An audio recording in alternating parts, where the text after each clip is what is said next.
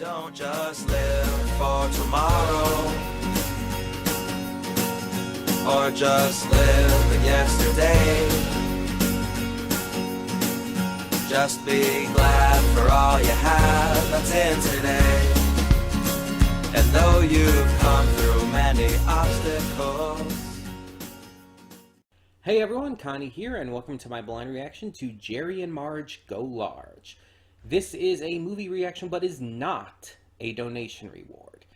I wasn't sure if I was going to get to a movie this week, actually.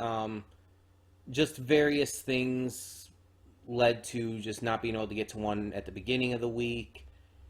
And then by the end, it's just...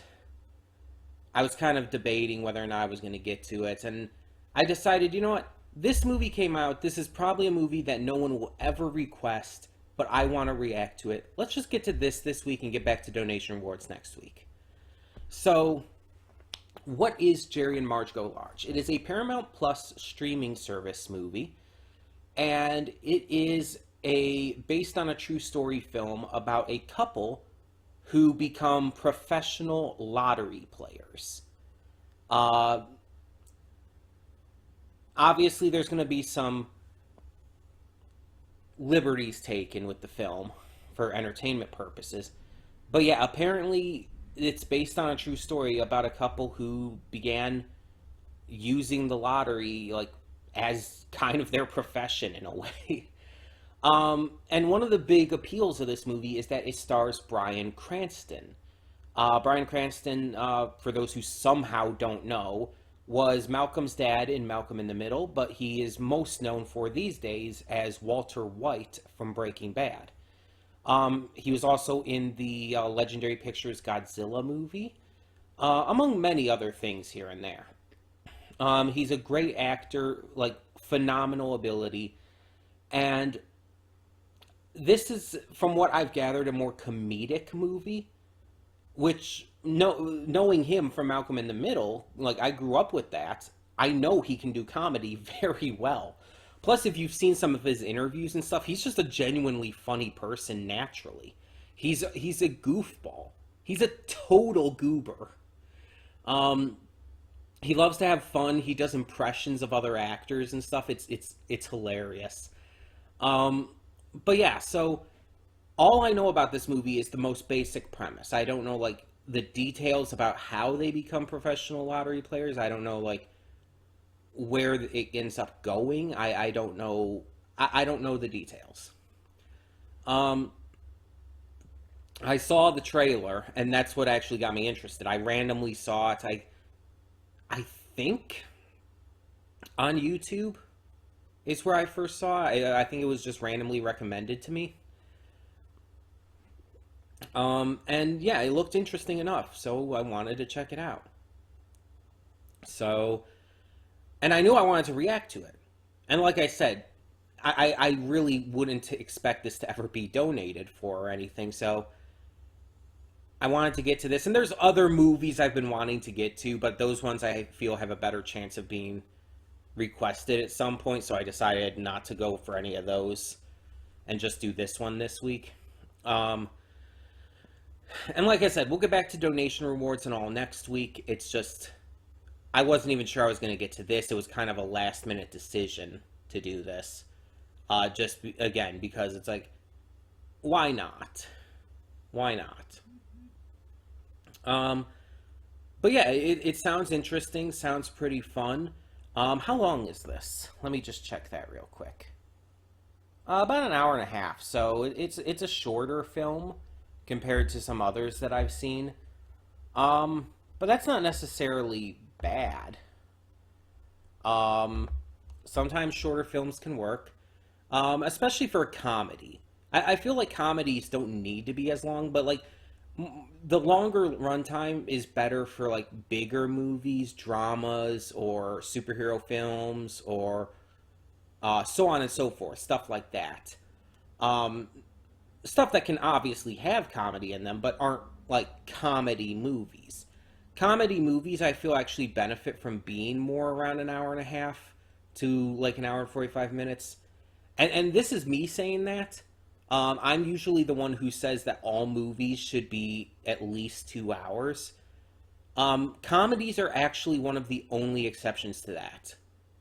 I would say. And animated versus live action doesn't matter in that regard. It's a genre thing here. I think comedies benefits from being shorter because it allows the pacing and the jokes and the timing of the comedy to work a little better that way. When you have to stretch it out, it can sometimes be hard to really fit that in as properly. From my experience, at least. Also, sorry about the lighting. The lighting's been weird today.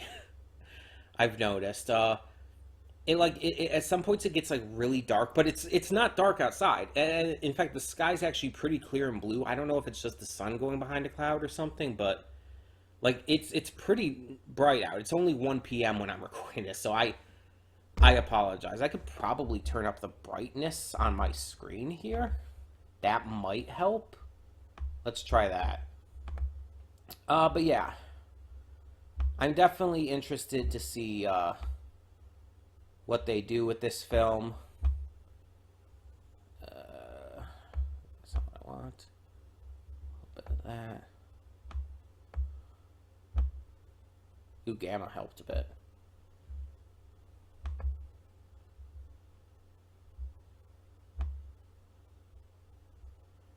I don't want to make it like too bright or anything, obviously, because then when it actually gets brighter, it would be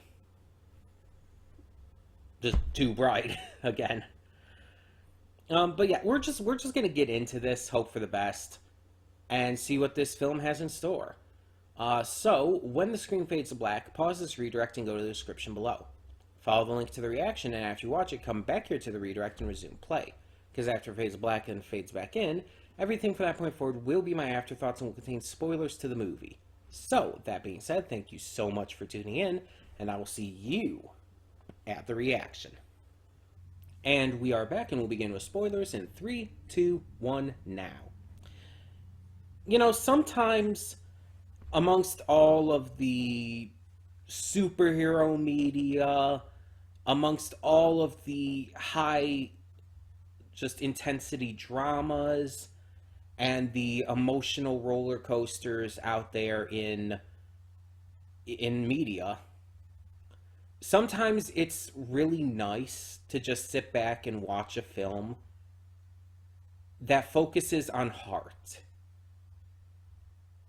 That's not this big dramatic story, doesn't have a huge amount of action or like really big shocking moments or anything, but something that's more down to earth, something just about people and their connections and them just learning to, you know, kind of understand each other and join together better. Sometimes it's nice to just enjoy a movie that's not exciting. And this movie was that. It wasn't exciting. It was beautiful. It was heartfelt. It was lovely. It was funny. And it was entertaining in its own right. It was a movie about a man who didn't know what to do now that he was retiring, kind of forced into retirement. He didn't know what to do. It was, with the way his mind works, all he knew was thinking things through, math and statistics, and he was good at it. But now that he had all this time on his hands, he felt out of place. He felt worthless. His life was crumbling around him, and even his marriage had kind of lost its spark. So he finds something to do with that mind. He finds something exciting and stupid and risky and fun for him. He puts his mind to work, and realizes that they can play the lottery and have fun with it. That they can just, one last time, do something that makes life happy for them. And at first he tries to hide it because he's worried about it.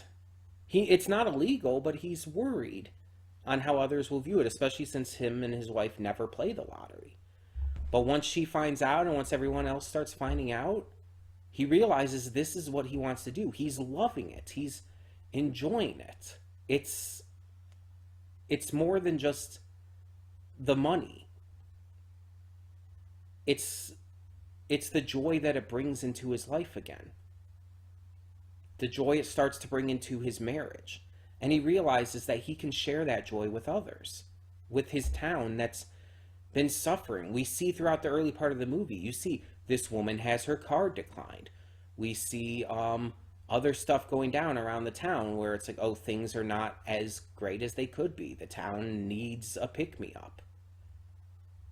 And so they put that in there, even if it's just kind of in the background or whatnot, to kind of tell you that there could be better. There could be better within this town. And so once Marge and Jerry realize this, they understand there's nothing more they would want to do with their winnings. That this is exactly what they want to do this for. Not for the money, but to help their town. To help the people in it. Find that spark again. And so they do this. They bring up people in as their shareholders. Everyone donates money to this, and they keep buying, they keep winning, and keep betting more and everything.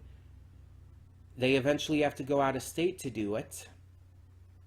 And they start working with this liquor store employee there, and he becomes a close friend of them.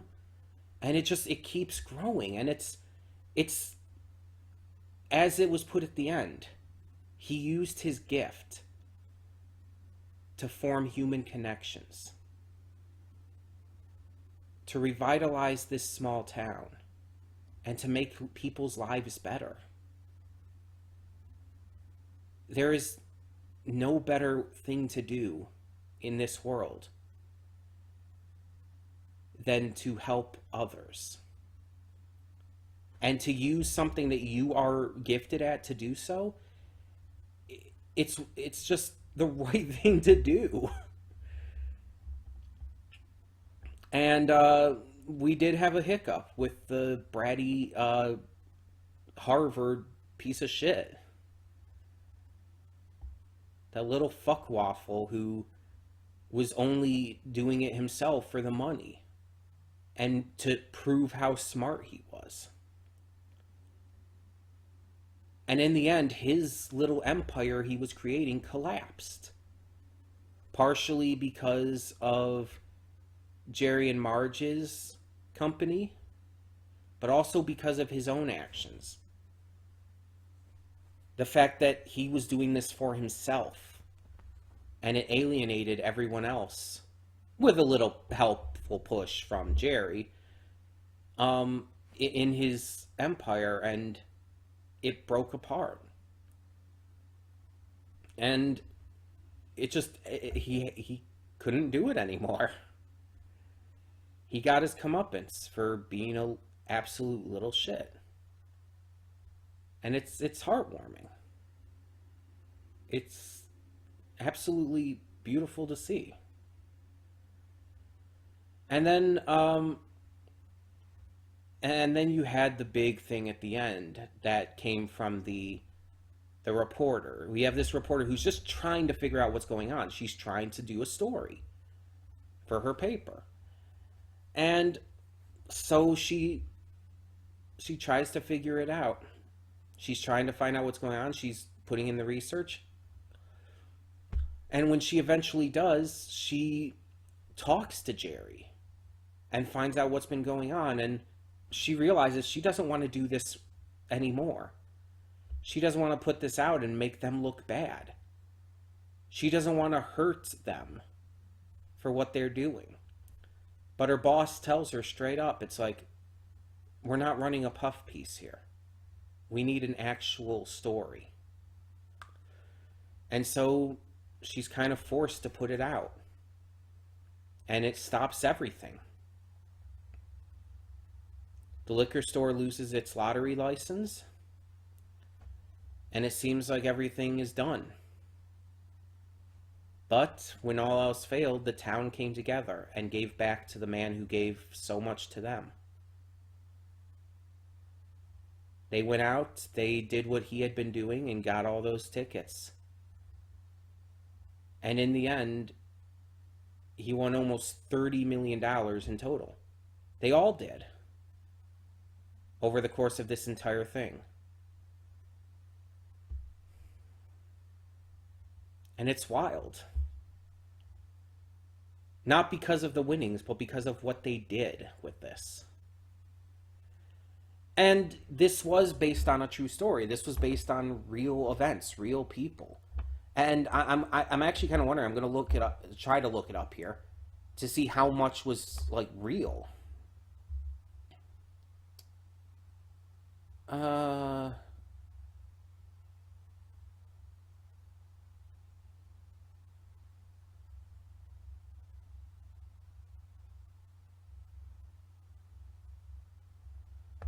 I'm not seeing anything here.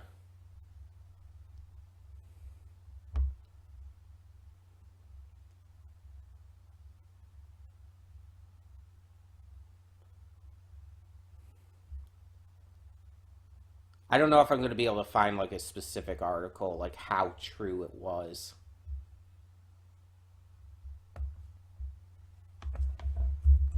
Let me just search that up.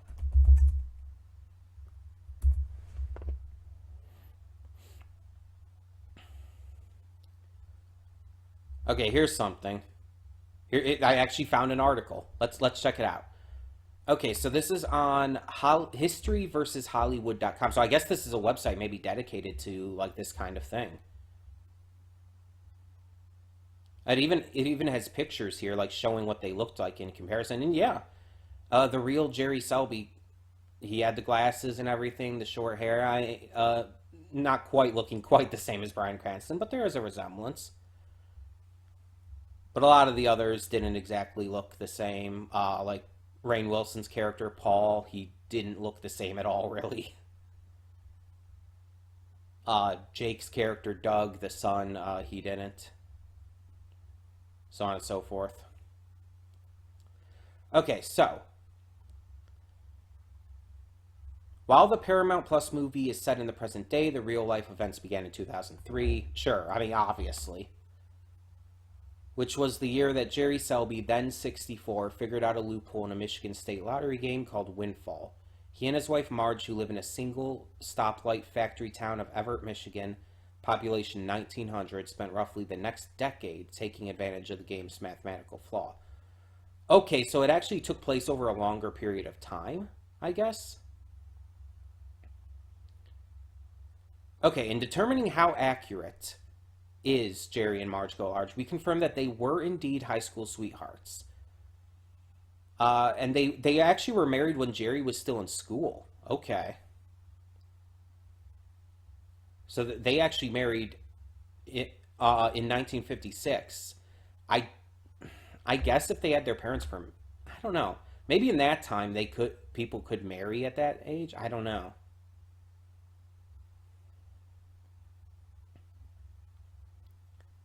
They were in their early 60s when they discovered the loophole. This was not long after they had sold the local convenience store they had run for 17 years on Main Street. Prior to purchasing the store in '84, Jerry had been a materials analyst at a Kellogg's cereal factory. So he did work at a Kellogg's factory, but a longer period of time before he started discovering the loophole. He and his wife had run a convenience store for 17 years. Yeah, it mentions here just admits the ownership of the convenience store altogether.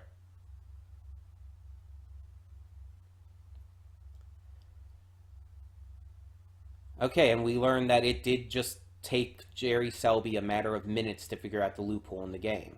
He walked into the convenience store he used to own, that actually exact same one, okay.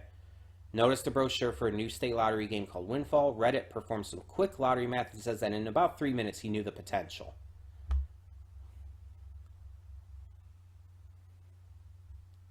Okay, so it looks like it was actually pretty accurate from this. Jerry does have a background in math in reality, a bachelor's degree in math from Western Michigan University. Okay. Like in the movie, Jerry didn't tell Marge until after he started testing out his lottery strategy. He waited for a roll down to be announced, then bought the tickets and won. Yep, okay. And he did create the corporation GS Investment Strategies. That was a real thing. Apparently, they have 6 children, 14 grandchildren, 10 great grandchildren, though. So apparently, not all of that was in the movie.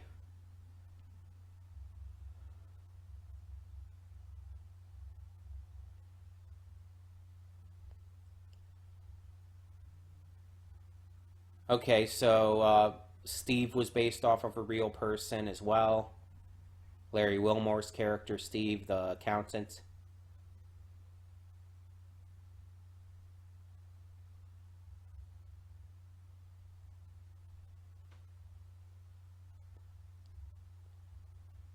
They did travel to Massachusetts. Yeah, it looks like it was entirely like pretty much correct. Oh, here's a big one. Did a group of college students also discover the lottery? Yes, but the conflict with the college students is significantly okay. Here's a big change. The conflict with the college students in the movie is significantly exaggerated. In real life, after the closing of the Windfall lottery game in Michigan, the Selby group began playing the Massachusetts lottery game in Cash Windfall. They learned of a group of MIT students who were exploiting the same loophole in the game. An MIT undergraduate named James Harvey, who was carrying out an independent study project for his mathematics degree, discovered the loophole and recruited a bunch of his friends to contribute money. He and his friend Yuron Liu formed the company Random Strategies Investments, LLC, which was mentioned in the movie, to play. Gradually, like the Selbys, they increased their money, got more backers, and were spending hundreds of thousands on tickets. Over a 7-year period, the MIT group saw the same rate of return as the Selby game, earning no less than $3.5 million in profits. Okay, so there wasn't really that big issue between them. The students Tyler and Eric are loosely based on James Harvey and Yuron Liu. And there was apparently a government investigation.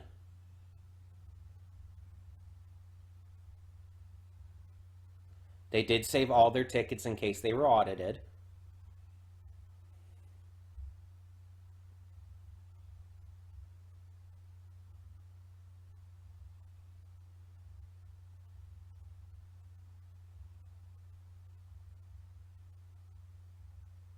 And Jerry did actually start a construction loan business. And the actors actually spent time with the real people. Bryan Cranston and Annette Bening spent time with the real Selbys. So they actually got to know them in order to play them properly. And Jerry Selby does still play the lottery, but only casually at this point. Okay. So it seems like it was actually pretty damn accurate. Not completely. There were some things that were exaggerated. There were some things that were obviously not exactly the same for obvious reasons. Again, when you make a movie, it has to be entertaining, even when it's based off a true story. So of course, there's some things they're going to work around a little bit, but apparently it was pretty damn accurate. Um, so that's really cool. That's really cool to see. And again, it was just a joy to watch. It was a fun movie. It was funny. There was some great humor in it. All the actors did amazing. Like I specifically brought up the actor who played the Harvard kid, um, because he really like stood out for me. just in terms of how good of a little shit he was playing. But all of them did good. Obviously, Bryan Cranston and Annette Bening did fantastic. I mean, that's just kind of expected from them. Rainn Wilson was really good. He was really funny, really entertaining. Um, Again, I haven't actually seen Rainn Wilson in too much. I've seen him in like commercials and advertisements and all. I haven't seen The Office, so I can't actually. I've seen okay. I've seen clips from The Office. I've seen a couple clips of him as Dwight Schrute, but I haven't actually seen the series like actively. So I only know a little bit there. Um, but yeah, it's like he did a fantastic job. Everyone did a fantastic job, really. I have no complaints about a single actor in this. The story was paced well. It never felt like it was going too slow or too fast. And honestly, it just felt fun. I enjoyed it. So yeah, I know it was a little of an unconventional movie to do on the channel, maybe. You're probably not going to see much of anyone else doing a reaction to this movie, but I'm glad I did. And next week we will get back to doing the donation rewards. That's mine blanked for a second there for some reason. Next week we will be getting back to doing the donation reward movies. Probably back to 2 a week as we can, because we still got quite a bit of those to go through. Um, and yeah, I hope to find some other good movies in there, and just even if they're more exciting or more dramatic films, it's like I'm just really glad I took this week and just watched something that was nice, something that was nice and calm and relaxing and funny, and I enjoyed it. I genuinely enjoyed this film. But tell me in the comments, what did you think of Jerry and Marge Go Large? And for now, I'm Connie, and I'm signing off. See y'all next time.